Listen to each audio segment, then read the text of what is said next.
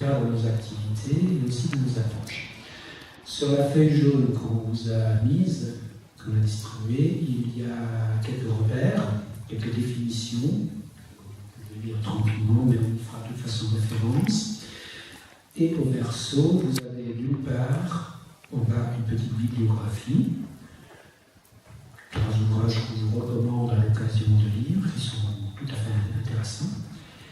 Et en haut, nous avons mis en entier un texte très important, on y fera référence, qui émane du commissaire aux droits de l'homme du Conseil de l'Europe de l'époque, c'était M. Thomas Hammarberg, à ce niveau. Entre-temps, ses questions postes s'appliquent tous les 6 ans. Ça date de 2009, et ce sont des recommandations aux États membres du Conseil de l'Europe concernant les personnes transgenres. C'est extrait d'un document thématique dont on vous a mis la référence dans la biographie que vous pouvez trouver en entier sur Internet. Téléchargeable, très intéressant à lire.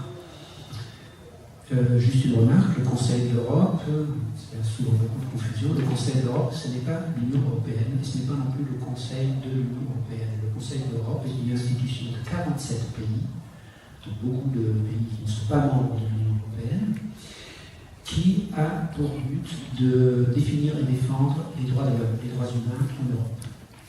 C'est son but. C'est à ça qu'il sert. Ce n'est pas un organe exécutif, comme par exemple le Parlement européen, pas du tout. C'est une instance juridique et éthique, morale, je dirais, qui a une grande fonction à ce niveau-là en Europe, dans ces 47 pays membres. Mais ça, de toute façon, je pense que si c'est nécessaire, Philippe le précisera en plus en détail. Voilà.